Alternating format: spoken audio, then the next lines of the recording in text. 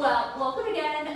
Thank you all for joining us tonight for our legislative priorities, first Naturalist 101 of 2024.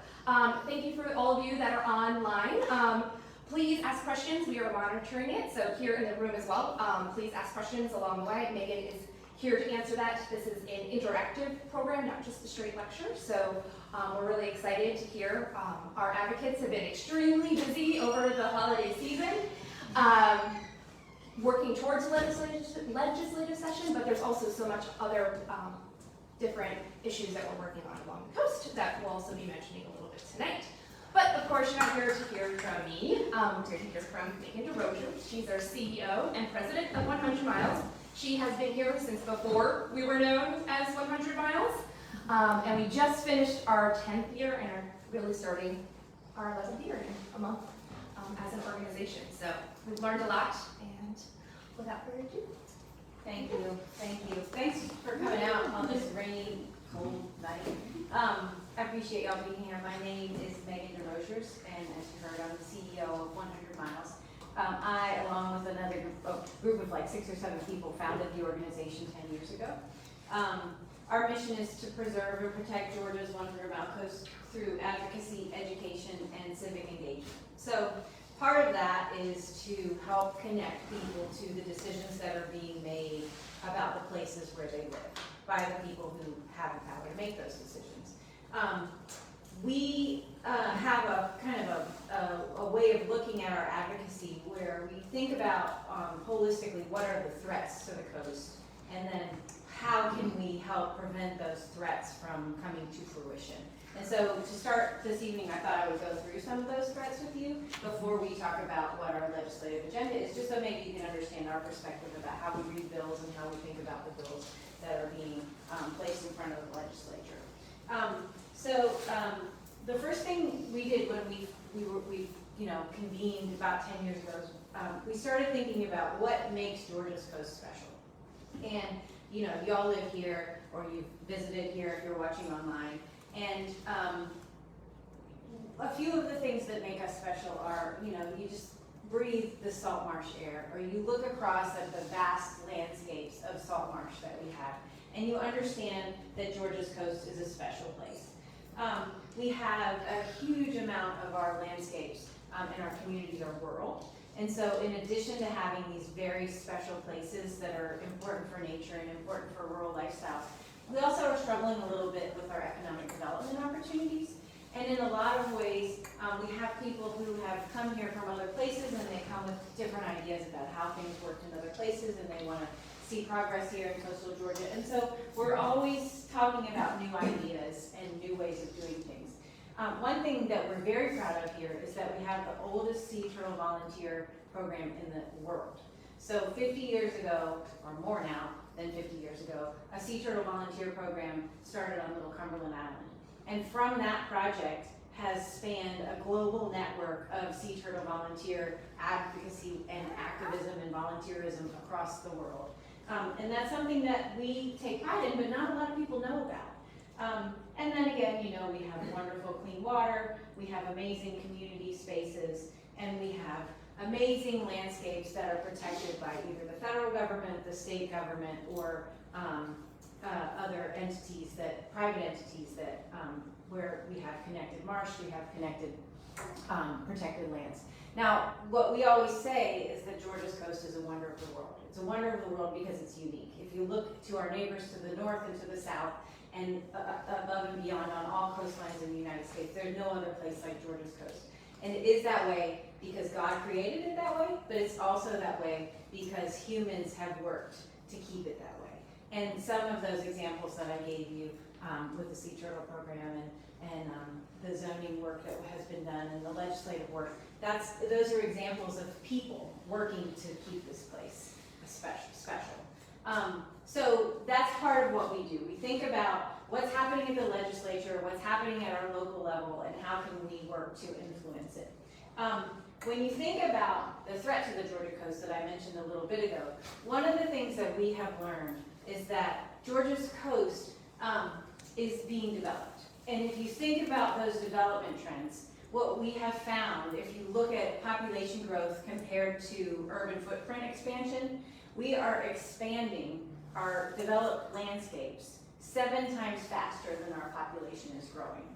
In common terminology, that's sprawl, right? So we're growing out further and faster than our population is growing, and that's because our community plans that we have for growth aren't being adhered to, or that our infrastructure money is being spent to expand sewer and water lines out far beyond where they are now. What it looks like on a map is this. So this is what our, I think maybe I missed a slide, hold on.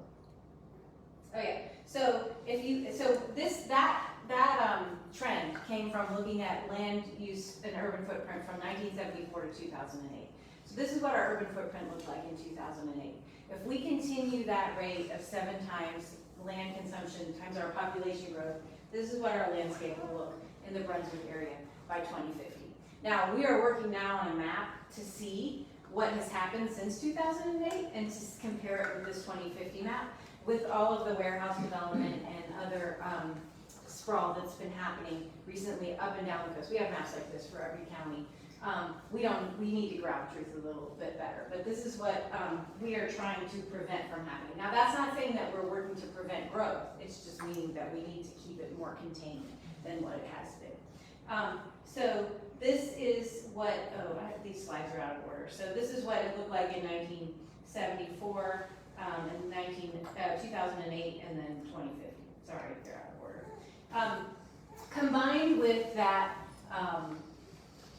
population growth and land consumption, if you think about the threat of sea level rise, you think about developing in these places, and then the sea levels are rising and the waters are encroaching inland, there's a catastrophe waiting to happen, and we're already experiencing it on some days. And so you look at this data that comes from Fort Pulaski near Tybee, and sea level along the Georgia coast has risen 8 to 10 inches in the past 80 years. And the most rapid of that sea level rise has happened in the past 10 years. So this is what it looks like on a graph. And this is the monthly sea levels over the past 80 years. But this is what the extreme high tides have been looking like over the past 80 years. So when you put those two on a map together, you think about this gradual increase of sea levels, and then you think about the moon and how the tides move. And you can see that the extreme high tides in Georgia have not just increased linearly like this linear trend has, but you can see that it is a lot more extreme and volatile. So what that looks like on a normal sunny day is this. So there's no rain, but at a king tide, a lot of our communities are flooding. This is on Tybee. They've elevated the road recently to keep this. So that's gone from, every once in a while the road flooded to multiple times a year the road flooded on Tybee. And it doesn't mean, it's not just a mere inconvenience. It means people can't get to school. It means people can't get to work. It means people's vacations are screwed up because they can't get to their spot. And so these extreme flooding events because of high tide, it's called sunny day flooding, is something that is influencing our lives. It's flooding people's homes. It's keeping people from work. And it's a serious problem that needs to be acknowledged and addressed. But then when you think about, oh my gosh, so we've got these sunny day floods, well, what happens when a hurricane comes? So major weather events are having a much greater impact. So we've got development maybe in the wrong places. We've got sea levels rising, and we have all of that converging with hurricanes. So not to say that, so you can look at the costliest hurricanes in the history of since 1938, and you can see that this is 2017. They just keep becoming more costly. It's not because the storms are becoming stronger. It's not because the storms are becoming more frequent. It's because we're putting new development in harm's way. And we're building in places where we shouldn't build, and we're making communities vulnerable. And so this is Hurricane Irma. That was 2017. You can see that it wasn't a direct hit. Many of you were here for it. I was here for it. It was a storm that went into the Gulf Coast of Florida. But look at what it looked like here. and in Savannah. So it doesn't even need to be a direct hit hurricane for us to feel the impacts. So when we think about legislation and going to the Capitol or thinking about local ordinances and what they mean, these are the things we keep in mind at 100 miles. How do we keep people out of harm's way? How do we preserve what keeps Georgia's coast special? And how do we influence decision makers who may make the right decision or who may make a decision that could be harmful? Well, we look back to it, and a lot of over our past 10 years, what we've been great at is being reactive to bills that get put on the table. We've also been successful pushing new legislation, but it's a lot easier to take a bill that's a bad idea and fight it than it is to push a bill that you think is a good idea. And so we work on that every day, and I'll show you a list of legislation that's a little bit of both. So here's our list of legislative priorities for this year at 100 miles. Some of these bills have more legs than others. So in our state, we have a 40-day legislative session. This year began on January 8th, and they set the calendar usually, sometime a couple weeks in. This year, they set the calendar on the first day, and it'll end at the end of March. I don't know the exact day, maybe March 29th.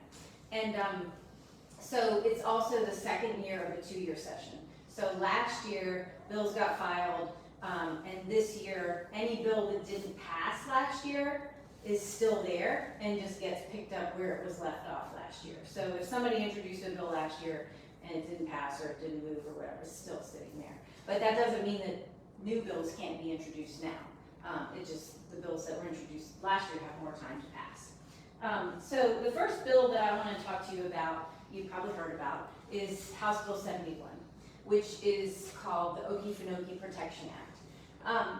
It is a bill that is in response to the threat of mining near the Okefenokee Swamp.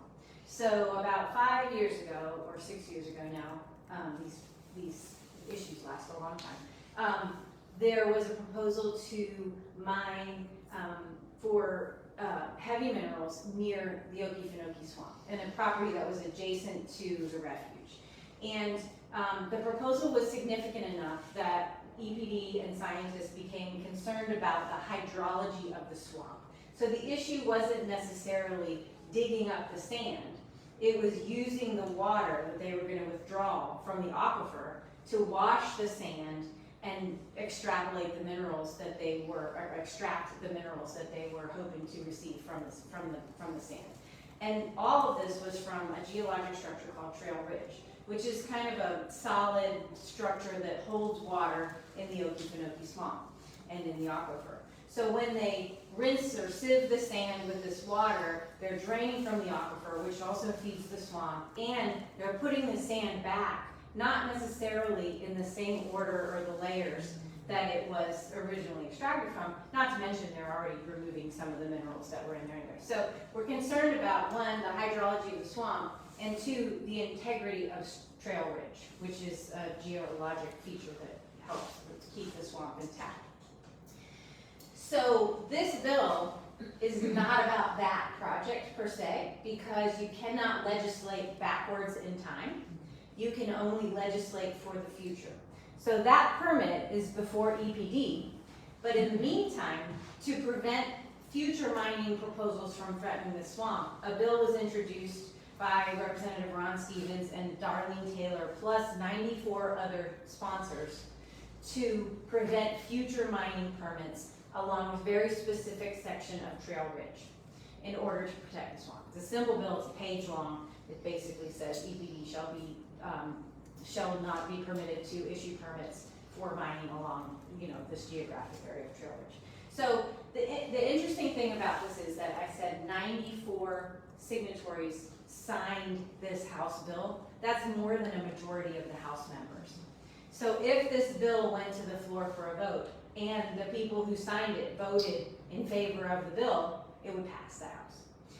But the chairman of the Natural Resources Committee in the House, which the bill has to go through, has not put the bill up for a vote. So there's been an overwhelmingly large effort to advocate on behalf and for the bill, but the chairman of the Natural Resources Committee is not interested in moving it forward. So we have some action items for you tonight. That's one of them that at the end of the presentation I'll talk to you about. But while we're stopped on that bill, does anybody have any questions? Is that okay, Stephanie, if I take questions now about each bill as we go? Yep. Does anybody have any questions? Who is the chair? Her name is Lynn Smith. She's been the chair for 25 years. She's from Noonan. She's just, a lot of bills don't make it through her committee. Okay, thank you. Yes? How common is it for a bill to get that many signers to it? Unprecedented. Yeah. Unprecedented. Yeah. And so, I think there's a question about why there are that many signers to the bill and why it won't move. And, if nobody who signed the bill is willing to step up and push for it, what's the point of signing the bill? And so I think one of the things that we have been talking about is, when do we celebrate? Do we celebrate when 94 people sign a bill, or do we celebrate when the bill passes? And I think, we do need to celebrate that these people signed the bill. But if it doesn't pass, what's the point, right? So, yeah. All right, are there any questions on that still? I have one other question. What happens if it doesn't go through, if there's no movement this year? It dies. It dies. Mhm. This is the second year of a 2-year session, so Ah. anything that doesn't pass this year is thrown in the waste basket. Yeah, yes. Are you planning to put in a new similar bill but different now? Yeah, it would be nice if we could start in the Senate. So, you've heard all the stories probably, and some of you probably been at the Capitol, but there are lobbyists everywhere at the Capitol. And we're an environmental group that, does pretty well for ourselves, but we can't compare to a mining company's budget, right? And so the mining lobbyists are taking legislators out to lunch, and they're taking them golfing, and they're, doing whatever they do, spending money on them. And so the mining company has gotten to a lot of the legislators, and what they're saying to senators that I hear is that we're over exaggerating the impact that the mine would have on the swamp. And even though we have the scientists, even though we have people expressing concern, geologists, people who know, so, we're meeting with these people, and I think it's gonna be a multi-year effort, and yes, there will be another bill, but for now, we gotta stick with the horse that we bet on and try and, not to mix metaphors, but try and undo the log jam, right? So that's where we are. Okay, moving to the next one. So this bill is, what is it called? HB 370.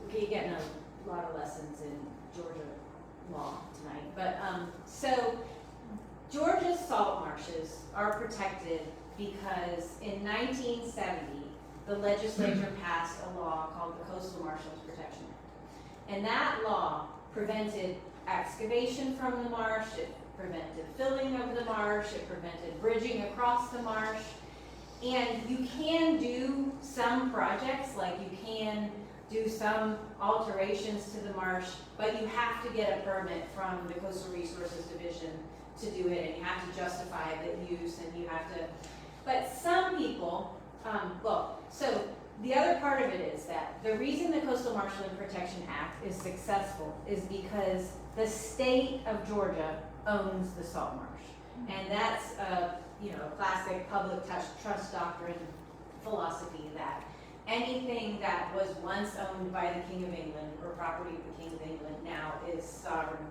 property of the United States, unless you as an individual have something called a King's Grant or a Crown Grant. So back before 1776, the King of England would have had to give Katie a piece of paper that says that I am granting you this piece of land or this salt marsh, and in exchange, you agree to do X, Y, and Z. And most of those say the X, Y, and Z is in perpetuity. So if I give Katie a piece of paper that says, you get this salt marsh, and for every generation from now on, your oldest son has to serve in the military. If your oldest son doesn't serve in the military, that piece of paper is not worth anything. So we have people today in Georgia who say they have, and they do have, they've proven that they have a Crown grant ownership of the marsh. Well, there's also people who have some kind of paperwork from the King of England that says, or some kind of document that alludes to a previous Crown grant, but it's not like all of the so like if you want to say, oh, I got this Crown grant back in 1762, and you're now taking it to the state to say, oh, I own this marsh, you have to show us that every single generation of your family's male children, oldest male children, served in the military. You have to document that you met the terms of that Crown grant in order for you to have ownership of the marsh. Otherwise, the state owns the marsh and it's held in a trust for the people of Georgia. This bill takes away the need for all of that proof to be documented to the state of Georgia.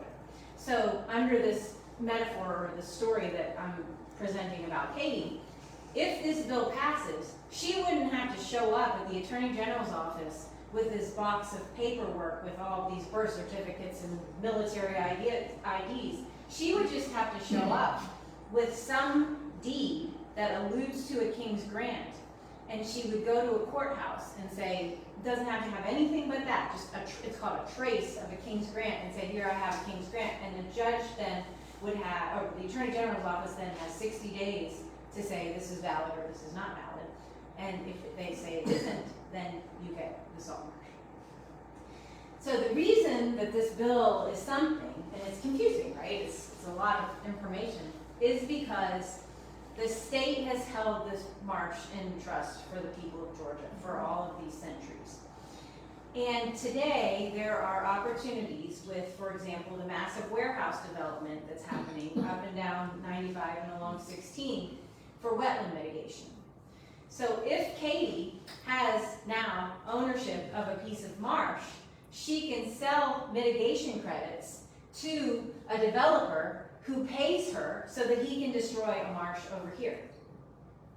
So it's a bill that takes land that is in protection, out of protection, and then pays an individual to protect it again.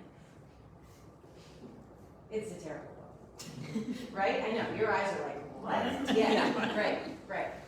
Can you say that again? Yeah.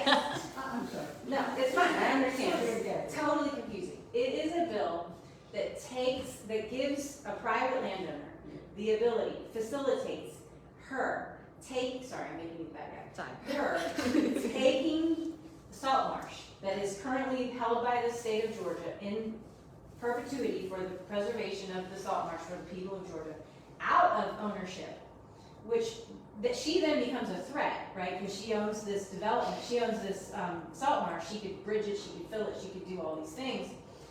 And so now she can go to you, who is building a warehouse somewhere, and say, oh, I have this salt marsh over here, and it's unprotected, because she just took it out of protection, and you now owe me money, or you can pay me money, I'll sell you the credit so you can destroy the salt marsh over here. So it's kind of like a shell game, right? It's like it's fraud, right? But yeah, it's a scheme for some people to take our public resource, privatize it, and then And then it's protect really it. happening here? Well, if the bill It passes, really will, and yes. Any questions about that? I know everybody's like, what? I get it. We have someone online, Debbie Power, who says that she's interested in what she can do to protect disappearing marshes and wetlands, particularly in Pooler, due to over commercialization. And so I guess a question with that we could follow up with is like, are there protections in place against private landowners just doing whatever they want with the marsh, commercialization, that kind of thing? What can you do with that? So, this is getting into a much more bigger issue, but, so typically in the past, what has regulated salt marsh and freshwater marsh protection is the Clean Water Act. And unfortunately, because of Supreme Court rulings that recently came out, the interpretation and the applicability of the Clean Water Act to wetlands has been vastly limited to only places where there's a clear connection with navigable waterways. Like for example, with the Okefenokee mining project, originally they were supposed to get a wetland permit for 400, I think it's 400 or 600 acres of impacted jurisdictional wetlands. When this new Supreme Court ruling came out, all of that went out the window, and those hundreds of acres of wetlands are now no longer protected by the Clean Water Act. So unfortunately, Debbie, those wetlands that were once protected aren't protected as much as they were in the past.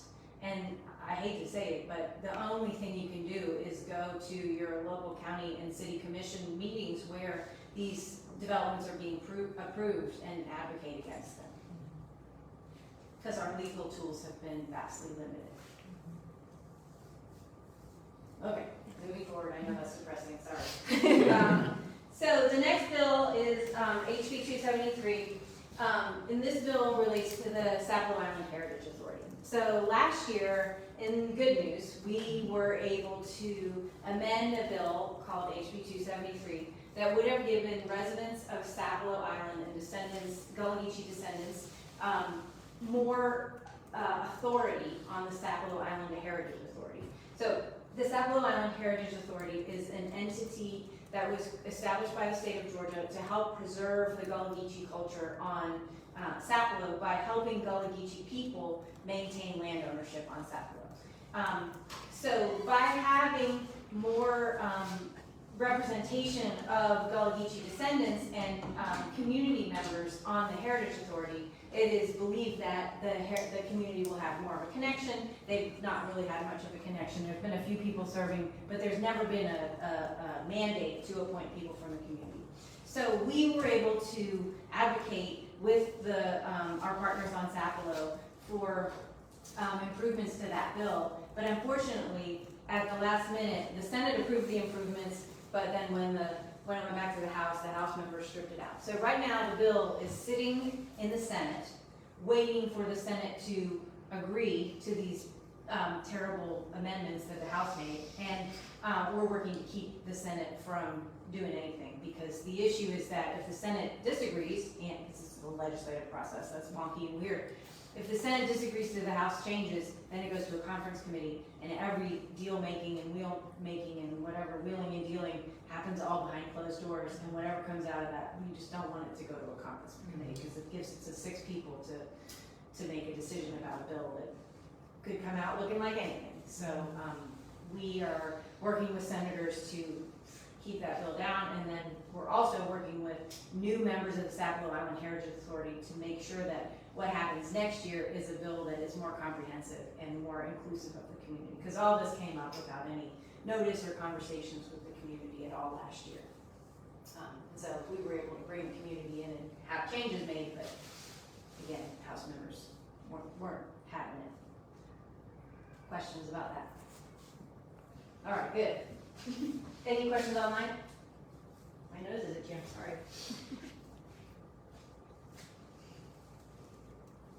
Okay, these last 2 bills, I'm going to just be honest with you. Unfortunately, in the legislature, any bill that was introduced by a Democrat without bipartisan support doesn't really move.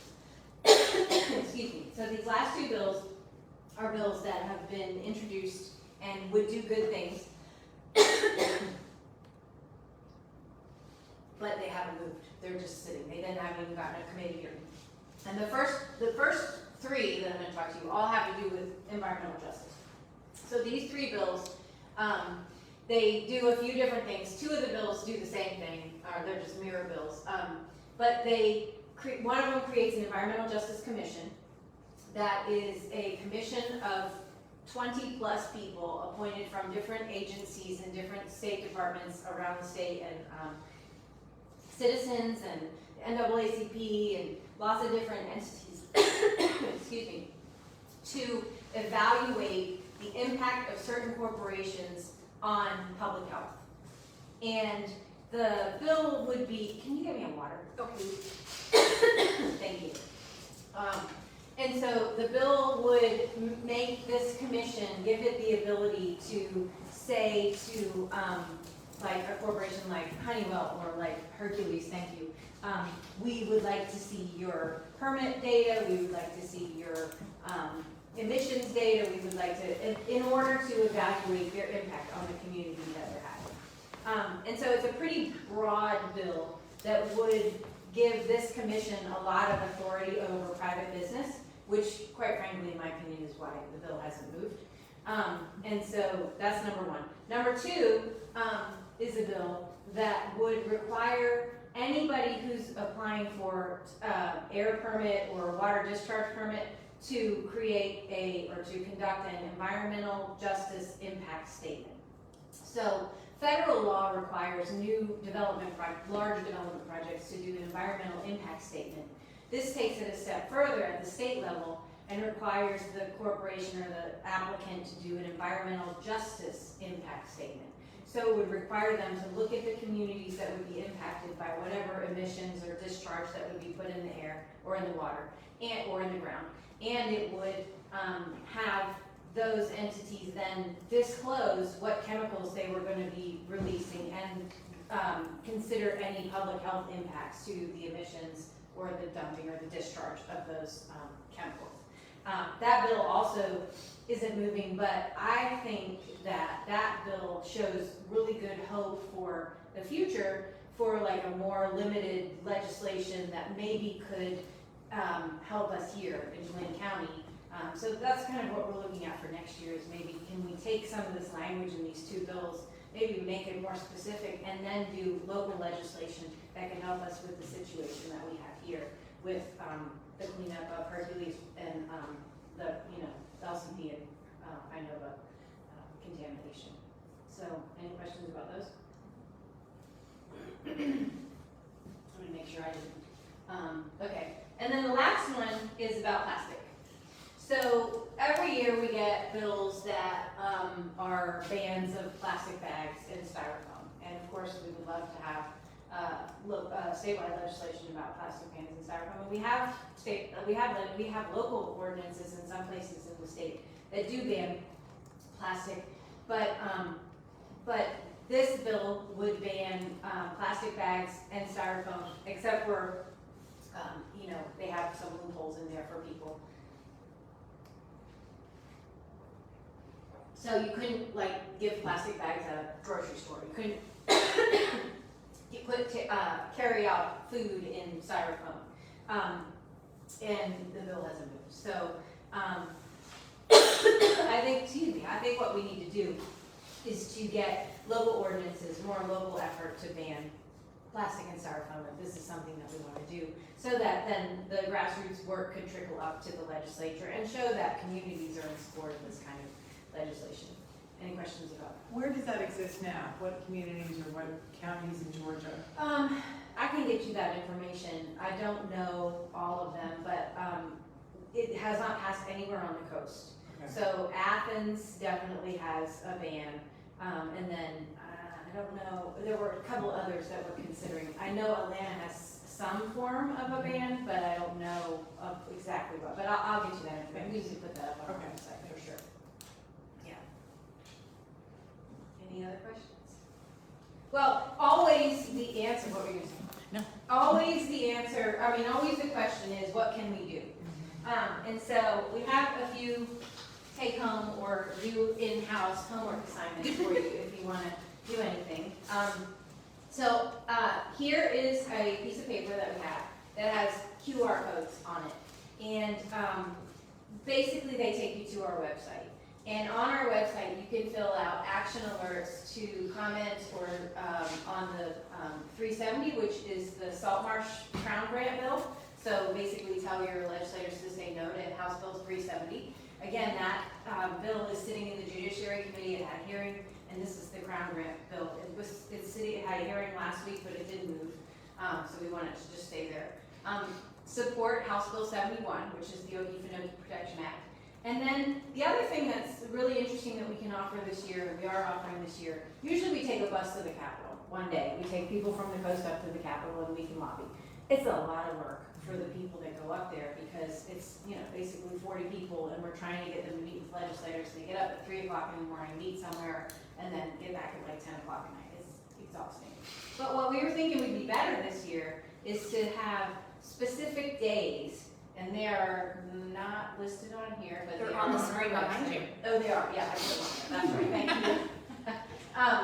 Where you can meet us up there, and we can walk around in the lobby for, the Okefenokee or for the Crown Grant or, whatever. And that always helps, honestly, because it gets legislators knowing that their constituents care, and they go up to the Capitol, or they care to show up, or they care to come and communicate with them. Because when you go to the Capitol, it's like you're like in a little bubble. And the legislators forget that people are at home wondering what they're doing. And so I just think it's always nice to kind of break into that bubble a little bit, knock and show them that you're there and that you care. So if that's something you're interested in, there's a QR code. And there's actually more dates than that. Oh, there are? Mhm. Okay, good. I made the page, that's why I know. Great. So just, go to the website or scan the QR code.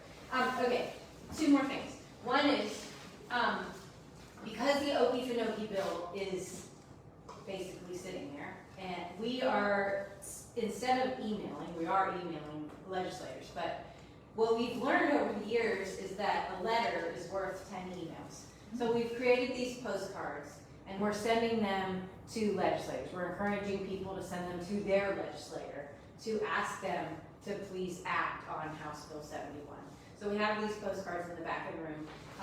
If you're from here, your legislators are Representative Townsend, Representative Deloach, and so that would be who you would be sending it to. If you're from Savannah or wherever, we can tell you who your legislator is if you don't know it. The alternative is to send it to the Speaker of the House. So we can talk about that. And then finally, this is funny, but and not legislative related, but for some of you, you know that we've been working on redfish catch limits, and the DNR has proposed catch limits, changes to the catch limits to be more in line with what South Carolina and Florida do, which is more restrictive than what we do. Fishermen here have been talking about seeing changes to the redfish population because of overfishing. And so we'd like to support DNR's catch limit changes so that they are more in line with South Carolina and Florida. But we're getting resistance from Representative Jesse Petrie. So we've created these little valentines for him, where we would like for him to reconsider his position on these regulations. And as you can see, they say catch fish, not feelings. So if you're interested or you care about this issue, you can send a postcard to Jesse Petrie asking him to push forth the changes to the DNR regulations. Okay, that's it for me. Does anybody have any questions? That's a lot. And I just spoke for 40 minutes, I can't do it. Are there any more additional questions online that we can share? No, I think you got everybody.